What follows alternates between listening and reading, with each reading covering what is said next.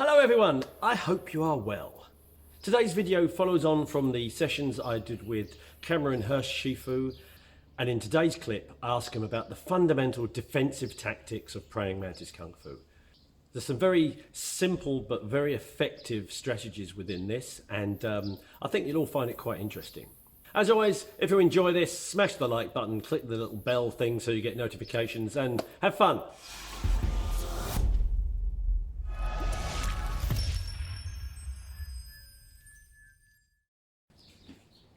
Can you go through a little bit? I'm fascinated by the arm and the hand movements and the catching. Can you explain a bit about that, please? In the Praying Mantis Kung Fu system, we generally have two ready positions in terms of the hands. The first one's going to be a high lead hand and a low rear hand, okay?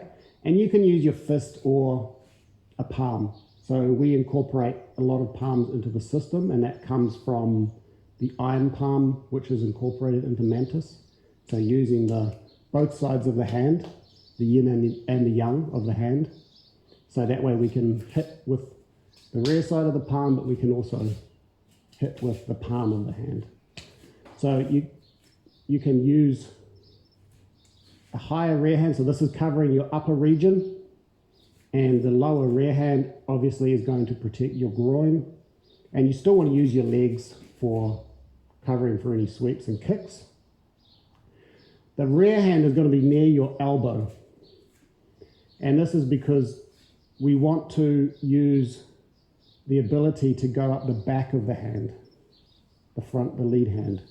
So we can either come in direct, or especially if we're being engaged, we're bridging, we want to be able to come up the back.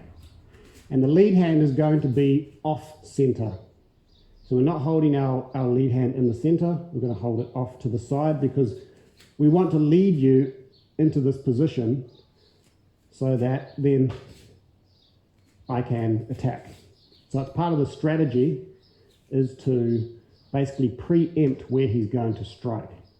Okay? So that's the first major ready position for the arms. The second one is going to be a low lead hand and a high rear hand.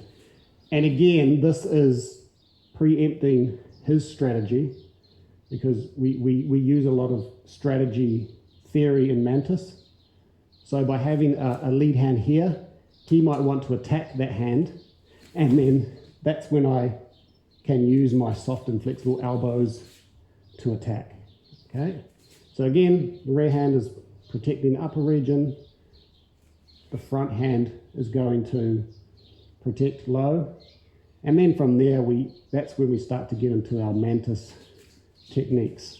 Okay, that's where we start to use the Mantis hand. All right, so those are the two major ways that we, I guess, stand and wait for an attack, or strategize for what's going to happen. Generally speaking, if we're practicing, we're going to use this position. High lead hand, the lower rear hand near the elbow. So it's almost like your basics arm structure is in a way encouraging people to strike in a predetermined set of ways. A bit like the is it Jeff Thompson's fence? You know, having your hand here so you know people are going to punch in the gap. Yeah. So you're leaving that offside, so you're leaving an obvious target for people to go to, so at least you know what's, to a certain extent, you're narrowing the odds. Yeah, I mean, if someone's, generally speaking, people want to punch you in the face, you're leaving them an opening for that, and then you can use that to attack, however you want to attack. And that's where you start to learn the strategies that lead off those ready positions, be it our standard position here, or our kind of more, it would be considered maybe slightly more advanced position where you're comfortable having a low lead hand. The same way in boxing. They don't generally teach you to start off with this kind of, Philly shell type position, do they? So it's, when you look at it comparatively across martial arts, there's a lot that follows follows on in other martial arts, be it Western martial arts or Asian martial arts.